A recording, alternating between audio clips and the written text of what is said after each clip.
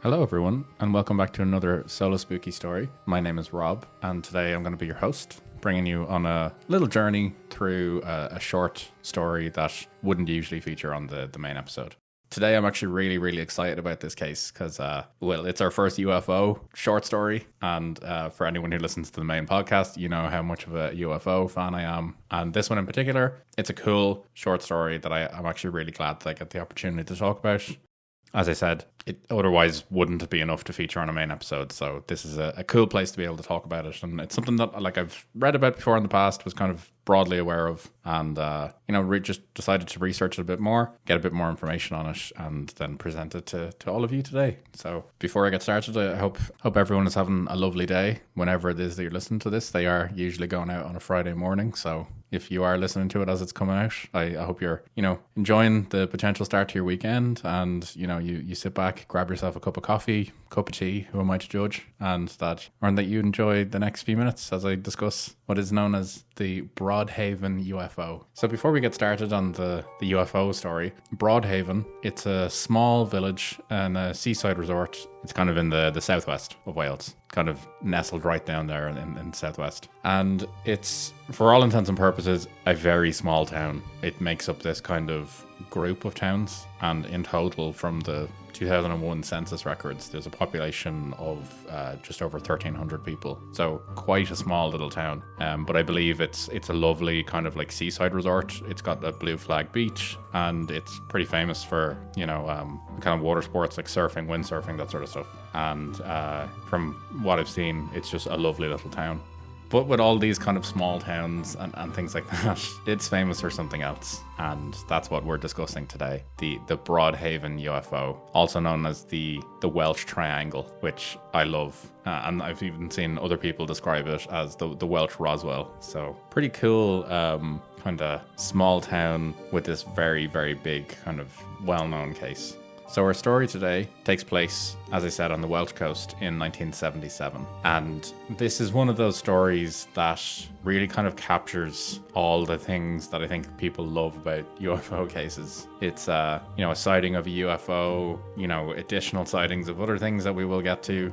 And it also includes a group of school children as well, just to throw it into the mix. It's kind of got all the hallmarks of a classic UFO case. So as I said, we're in 1977, specifically on the 5th of February. So a group of school children in Broad Haven, they were at school and were out on break, I believe it was. And they hurriedly ran back into their school and told a teacher that they had seen what they described as a silver-suited spaceman coming out of a spaceship. So immediately, this is something that no teacher is really, I suppose, planning on or prepared for. But, I suppose as any sort of logical, rational person, they clearly thought that it was some sort of like joke. The kids were just messing around, trying to just pull some sort of, joke on the teacher, basically, some sort of prank. And from what I can see, the teacher kind of dismissed it reasonably quickly. But just put yourself in the perspective of that teacher. I don't think anyone else would really do anything differently.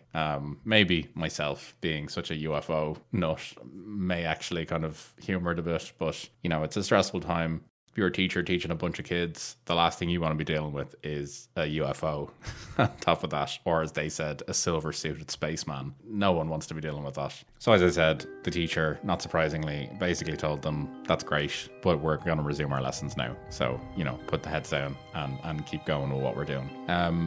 But curiously, after the students finished school that day, they then reported seeing the same spaceship again. So this time they didn't see the spaceman, as they said. They saw the spaceship. That's the kind of, I suppose, the cool thing about it is initially saying that they actually saw the occupant, but now they're saying they've just seen the ship.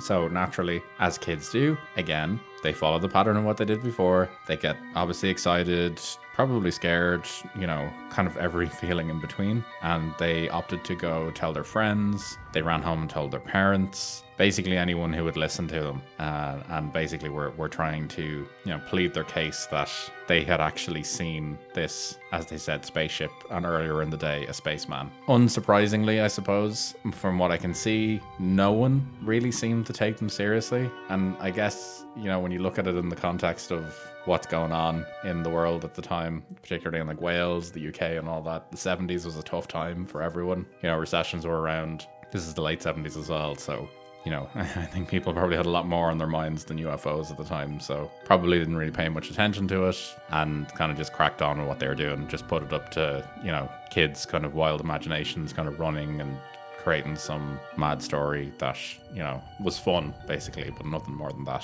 So this is kind of where the story changes, though, and it's kind of what I love about this story. It's got all the hallmarks of this kind of like 80s sort of kids, sort of Goonie style movie where the kids, in this kind of demand to be taken seriously, they decided to take things into their own hands, and they clearly weren't too happy with the lack of attention that they were getting on this, or grown-ups not taking them seriously. They decided to say, you know what, we're not taking this, we're gonna go direct to the police, and that's what they did. They went to the local police station and they basically, from what I can gather, demanded that the police take them seriously, and not only that, but that they investigate what they said that they had seen.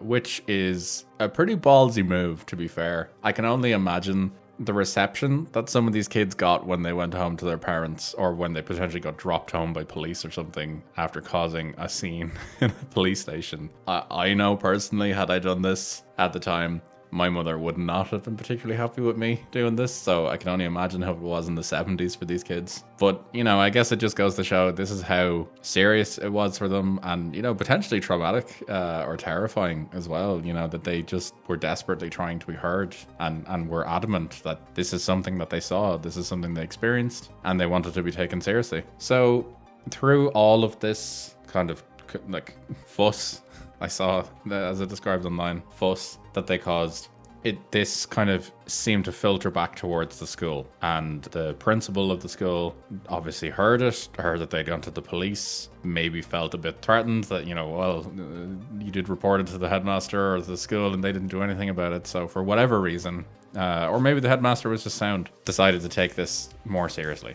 He opted to humor them a little bit, and he gathered all the children that were involved in the incident together, and he asked them to actually draw what they had seen. And the really cool thing about this is that the drawings are insanely consistent across the board. They all show this saucer-shaped UFO with a dome on top, the like classic flying saucer image, which is really, really cool. And I will put a picture of the sighting, or one of the drawings, up on Instagram with this as it goes up. So, but it's that, as I said, classic flying saucer shape. It's just such a cool kind of thing that all of these kids are so consistent in what they reported seeing. Now, at the same time, we do have to, I suppose, kind of lend credence to the fact that kids' imaginations are kind of run wild a little bit. If they're all in a room, they may see one person drawing something and it kind of has that like knock-on effect. I'm not sure basically of how kind of strict the conditions were around all these kids meeting together and drawing, but something that I suppose we should be aware of.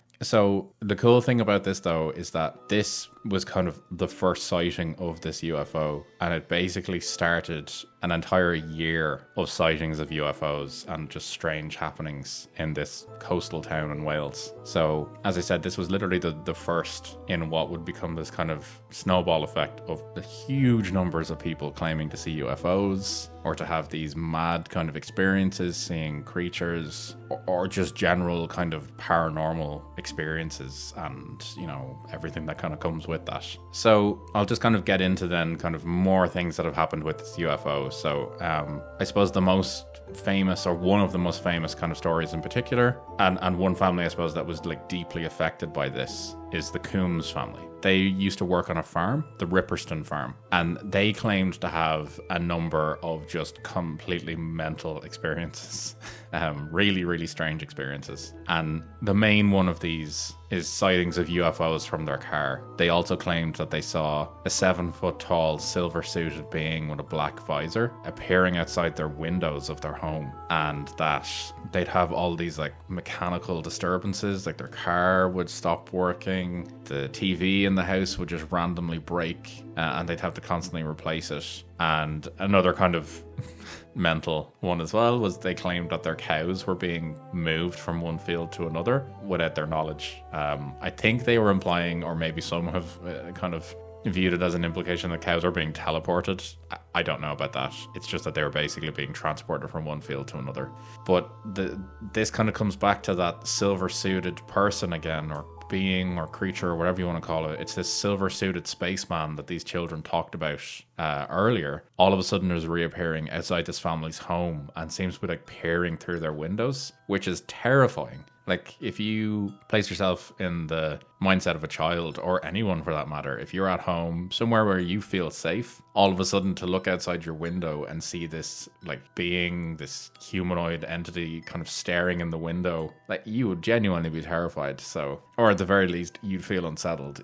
That feeling of safety that you associate with your home, I would assume it's gone. You know, you don't know what you're dealing with. And then on top of that, then seeing UFOs, and then, you know, for farmers, their livelihood is their livestock, or for these people anyway, it was, you know, if they feel that their cows are being tampered with as well, that's a whole other thing. So it has huge implications for this family.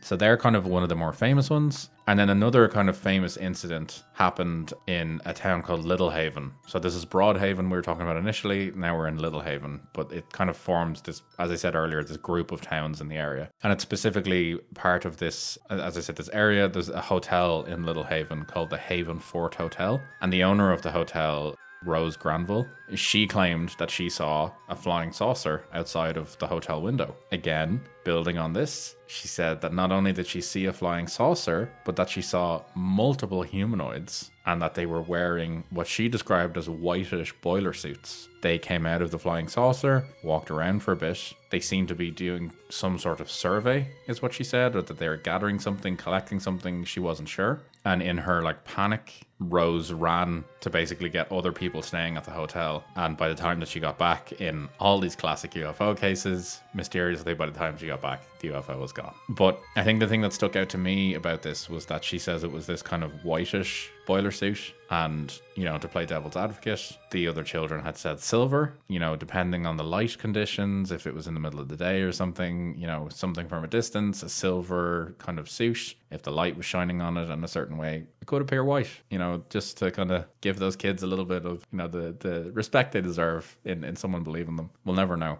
But Rose, being understandably quite freaked out by this, she actually not only was kind of shaken by this, she took an extra step, and she actually wrote a letter to her local MP, which is quite an escalation, but clearly shows how seriously this, you know, was affecting her and how she needed to get answers to this. So she wrote to her MP, who promptly decided that this was not a kind of joking matter, and wrote to the Ministry of Defense to investigate. And another kind of trope of the like famous UFO cases, Rose Granville actually received a visit from an RAF officer. Real kind of like Men in Black vibes to this.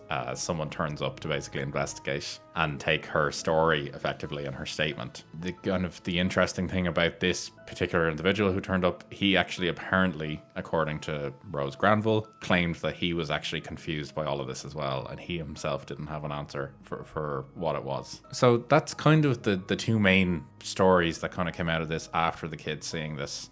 The RAF investigated it, and basically they came down on a conclusion. So said that they were of the opinion that this was caused by hoaxers, and they noted that the silver suits somewhat resembled a set of suits that would have been worn by employees in a nearby oil refinery. They basically kind of implied that it was just locals kind of just taking the piss a bit and just having a laugh, trying to play a practical joke on the kids. And when it kind of got a bit of steam behind them, they decided to go one step further, and, you know, we're kind of around that farm and then around the hotel, and yeah, we're basically just taking a practical joke too far. Now, that's all fine, except for the fact that these families, Rose Granville herself and the kids, they all also talk about a UFO, a flying saucer. So I'm not really sure how they managed to fake that one, if it is real, but, you know, something that we need to be conscious of. But this story just became so famous as a result of this, you know, like the RAF getting involved, that MP being told about it, that it generated so much public interest that it became known as the Welsh Triangle. So yeah, it's just kind of an interesting kind of story. Like, allegedly people came forward and said that they were part of a hoax, but I don't know if there's much credence to that. I'm really not sure. But as I said, this became known as the Welsh Triangle or the Broad Haven incident, and it kind of became enshrined in European and UK UFO history. It's a really, really cool case. It's one of those ones that, it could be a hoax, or maybe it isn't. Well, I guess we'll never know. This story is just really interesting to me, and I really enjoy it. And as I said, I'll include one of the images on Instagram from what one of the kids drew. You can make up your own mind yourself. You can decide and reach out to us and let us know what you think. I'd be really curious to see how others feel about this and what you think about it, haven't heard of it. And, let me know if you know of any other UFO incidents that kind of occurred around this time, because there are actually quite a lot. And the more I kind of looked into this, the more I realized that there actually are quite a few UFO sightings in the UK around this time. So it is kind of cool that this is one of the more famous ones, but maybe I'll look into other ones if people are interested in it. But yeah, I hope you all have a lovely day. Whenever it is you're listening to this, if it's on your weekend or whenever, I hope you're all just having a good time. You're all after enjoying this. As I said, if there's anything else you want me to look into, do reach out. We're on Instagram at the spookyaf pod. We also have Gmail, the spookyafpodcast at gmail.com. Send us an email. Let us know what you think. Let us know cases you want us to look into. We'll be more than happy to read anything from our listeners. But yeah, I hope you all have a lovely day, and I'll see you in the next one. Take it easy, guys.